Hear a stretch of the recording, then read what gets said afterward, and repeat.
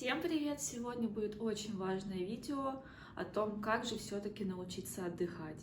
Для меня это видео очень актуальное, потому что я сама не умею отдыхать, поэтому в большей степени я это записываю для себя. Но если кому-то будет актуально и кому-то, если это поможет, то это будет на самом деле очень круто, потому что я вот именно ради этого видео и снимаю. Как понять, что отдых действительно важен и как же вообще научиться отдыхать? Отдых — это в первую очередь восстановление наших сил, это не смена деятельности, как мы привыкли всегда слышать, и даже я находилась в этом заблуждении. Это именно отключение от того вида деятельности, которая приносила нам какую-то довольно сильную усталость. Это может быть учеба, работа или даже просто домашние дела. Отдых нам нужен, чтобы, естественно, оставаться работоспособными и здоровыми. В принципе, работоспособность состоит из трех вещей: это здоровье, энергия и выносливость. Как раз таки частью здоровья является отдых. Да и мы все прекрасно знаем, что ни одному работодателю не понравится, когда работник уставший, немотивированный, не желает работать и вообще что-либо делать. И когда мы устраиваемся на работу, работодатель тоже сразу видит такого человека и понимает, что такого, наверное, не стоит брать на работу, потому что все-таки на работе нужны энергичные, стабильные, отдохнувшие люди, которые действительно готовы работать и выкладываться на полную. Энергия — это способность и желание действовать. Если есть только желание, но сил вообще нет, то вы ничего не сможете сделать, это очевидно. Даже если бы вы очень этого хотели, просто вы физически не сможете. В принципе, энергия и здоровье довольно взаимосвязаны, потому что здоровый человек как раз-таки энергичный человек. Но выносливость — это возможность выдерживать определенную нагрузку, как психологическую, так и физическую. И это навык. Спортсмены ведь развивают выносливость, так и навык отдыхать можно развить. Для начала, наверное, очень важно вспомнить, как начинается то самое выгорание. Первый момент, который нужно обратить внимание, это когда мы испытываем очень сильный, резкий всплеск сил и эмоций, когда вроде все шло как обычно, а тут внезапно мы начинаем невероятно себя чувствовать, у нас прилив сил, такой некий кураж, мы входим, в такое время, кажется нам, что мы очень продуктивны, и это первый шаг к тому, чтобы просто устать и выгореть.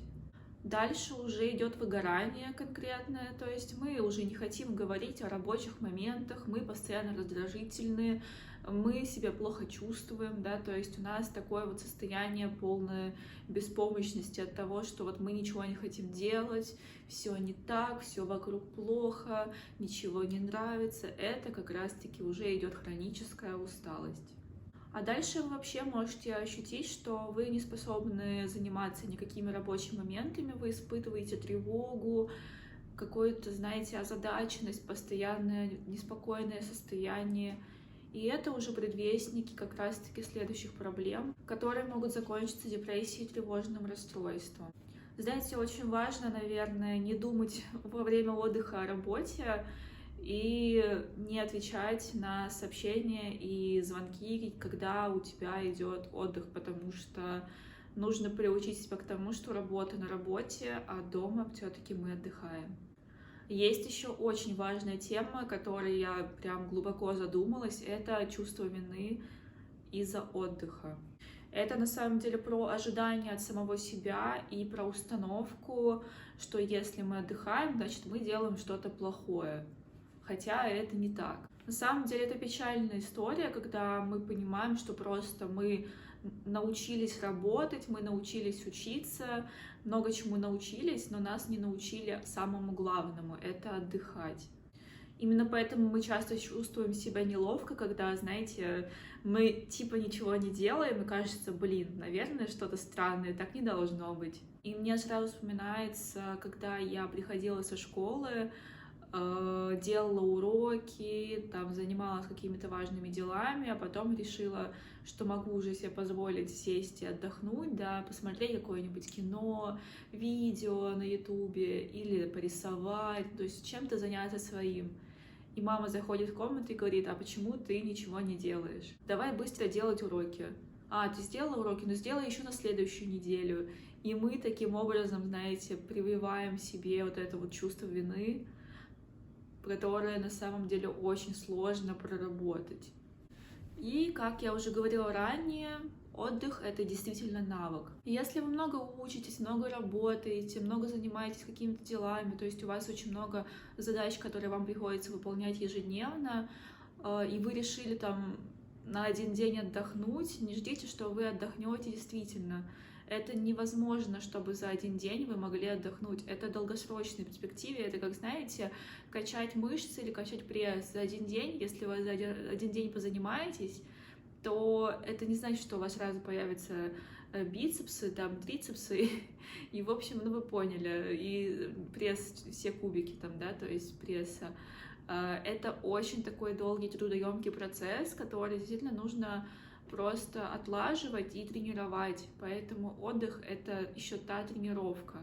А еще, кстати, чтобы действительно наслаждаться отпуском, да, когда у нас все-таки происходит, то мы можем не сразу, не с первого дня начать действительно отдыхать, то есть нам нужно тоже настроиться на определенную такую жизнь, да, вот это вот релаксную. И то же самое, когда мы выходим с отпуска, нам требуется какое-то время, чтобы выйти действительно в полноценный рабочий режим и выкладываться на полную. Но если вы уже все перепробовали, да, там проработали с психологом это, и все равно что-то не получается, попробуйте другие методы. Я вам расскажу в любом случае в этом видео о разных способах. Я думаю, что хоть что-то вам точно поможет, вот 100%. Вообще существует 3 типа отдыха. Это ресурсный, бесцельный и ценностный. Ресурсный нужен, чтобы подзарядить наши батарейки и, так скажем, моментально прийти в себя. Это может быть как спорт, так и какие-нибудь более спокойные виды деятельности. Например, это можно собирать конструктор, пазлы, заниматься рисованием и так далее. То есть это очень такой, на самом деле, важный момент. Для каждого свое. Кому-то, например, очень классно выходить на прогулку. Это вот тоже кому-то очень помогает. Кому-то, наоборот, хочется посидеть, что-то вот скрупулезно, знаете, там повышивать, может быть, еще что-то. То есть у каждого свое, нужно пробовать. Ценностный отдых — это все-таки более духовный отдых, это какие-либо медитативные практики, это йога, это какие-то, знаете, ритуалы, которые вы можете выполнять, чтобы вам было лучше. Это может быть какое-то, знаете, чтение каких-то вот глубоких книг, но главное, чтобы это не был, знаете, какой-нибудь там философ, который вам там забьет голову, вы еще больше устанете. Нет, просто литература, которая может возрастить в вас духовность и какое-то, знаете, ментальное спокойствие, что ли. Ну и бесцельный отдых — это, наверное, знаете, такие праздные активности вроде каких-то тусовок, мероприятий, походы в гости, дни рождения и так далее. Конечно, это происходит не так часто, но мы можем сами себе это организовать. Пойти в театр, пойти в кино, пойти на какие-нибудь танцы. Это тоже классно, это тоже заряжает, это тоже определенным образом дает нам выброс каких-то негативных эмоций и дает нам ментально и физически отдохнуть. Естественно, я как структурный человек составила правила, по которым можно, соответственно, выйти на грамотный, качественный отдых. Во-первых, можете провести брейншторм и составить список самых классных для вас интересных занятий, которые, как вы считаете, будут влиять на ваше спокойствие, на ваш отдых, да, то есть восстанавливать вас физически и морально. Это могут быть абсолютно разные вещи, даже могут быть самые глупые, как вам кажется, на первый взгляд. Вообще все, что угодно, пишите все, что приходит в голову. Можете погуглить там, да, какие-нибудь, не знаю, 100 дел приятных, которые там легко сделать. Главное, действительно, чтобы это были несложные дела, которые не затрачивали у вас слишком много других сил, потому что все-таки, если вы тратите слишком много сил, да, то, наверное, это не совсем хороший отдых. И потом очень важно попробовать все, что вы написали, и еще раз перечитать весь список и уже вычленить те дела, которые, соответственно, вам действительно подошли, которые сработали, потому что В любом случае вы можете думать, что вам там чтение Гегеля может помочь, а на самом деле оно может только вызвать у вас негативные эмоции, да, и только ухудшить ваше состояние. Поэтому оставляйте только те дела, которые действительно кажутся вам приятными, интересными и действительно помогают вам чувствовать себя хорошо и спокойно. И, конечно, планируйте отдых, как планируете работу, потому что это очень важно. По работе ведь вы все записываете по-любому, там структурируете ваши задачи, так и отдых нужно тоже записывать, чтобы у вас не было раздумий, ой, чем же сейчас заняться, да, то есть вы, допустим, на неделю, у вас там, допустим, 2 выходных, да, например, в один день вы запланировали какие-то там поездку на природу, например, а второй день вы там запланировали спа-процедуры, там, да, не знаю, и чтение какой-нибудь прекрасной книжки. То есть вы можете это запланировать, и вы будете знать, что вот у меня 2 выходных, которые я проведу просто прекрасно, у меня все запланировано, и ничего не испортит мое настроение. И если у вас планируется какое-то долгосрочное путешествие, какая-то действительно серьезная поездка, то не забывайте, что вам нужно ее прям хорошо спланировать заранее, чтобы вы потом не переживали ни о чем, никаких мелочах, которые могли бы, опять же, испортить ваше состояние. То есть, опять же, вы планируете, все прописываете дедлайны, что и как вы пройдете, и куда, потому что это действительно очень помогает, и это успокаивает. Вы прописываете все и потом не переживаете. То есть билеты у вас куплены, там у вас все забронировано, здесь у вас уже все куплено, и все, вы просто отдыхаете, наслаждаетесь тем, что у вас происходит.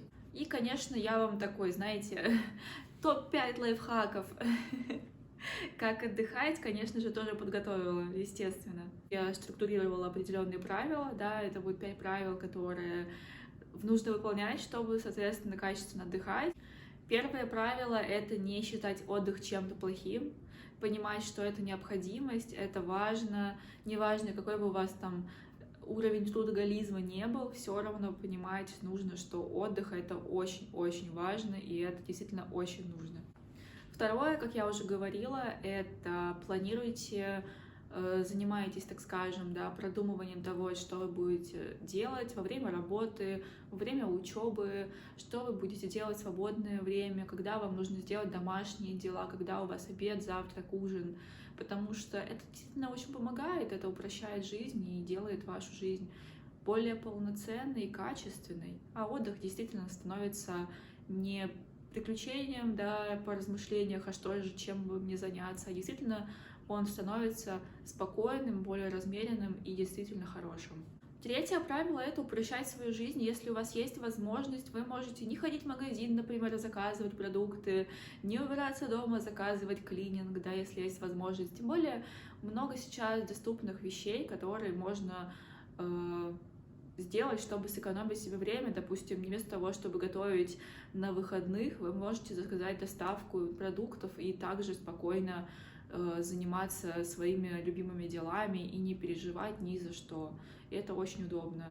Научитесь переключаться с работы на отдых. То есть очень важно какой-то, наверное, ритуал создать, знаете, чтобы у вас был ритуал, который поможет вам действительно переключиться. Например, какой-нибудь, знаете, зажигать свечи перед тем, как вы там будете принимать ванну, или заваривать себе чай, например. Даже во время работы вы можете делать такой перерыв, то есть вы можете там, допустим, попить воды. У вас должно быть какой-то вид деятельности, который переключит вас с работы на отдых. Это очень важно. Ну и пятый пункт, наверное, тоже очень важный. Это вознаграждать себя за то, что вы делаете. Вы можете бесконечно себя ругать, что неправильно. Вы должны как бы себя благодарить за то, что вы сделали, за то, что вы сегодня вот встали, пошли на работу, выполнили кучу дел, да, потом пришли домой, там, приготовили себе ужин, и все вот это сделали, и вот такие молодцы, так классно все сделали, так все круто, и так и должно быть каждый день. Даже можно вести дневник благодарности и записывать 3 вещи, которые вы благодарны в этот день, потому что действительно это помогает акцентировать внимание не на плохом, а на хорошем. Ну, думаю, теперь уж точно все поняли, что отдых — это очень важно, И надеюсь, что это вам могло помочь, потому что действительно для меня это очень актуальная тема, и я сама очень сильно переживаю за то, что я мало отдыхаю, когда я занята кучей дел, кучей работы, и это на самом деле действительно очень сложно. Думаю, я буду возвращаться к этому видео сама время от времени, чтобы напоминать себе о том, что отдых — это очень важная часть нашей жизни. На этом все. Соблюдайте баланс, живите, радуйтесь. Самое главное, помните, что мы работаем для того, чтобы отдыхать, а не отдыхаем для того, чтобы работать. Жизнь у нас создана для удовольствия, а не жизнь создана для работы. Спасибо всем за просмотр. Поддержите, пожалуйста, лайком и комментарием. Хорошего вам дня, приятного аппетита и отличного настроения. Всем пока!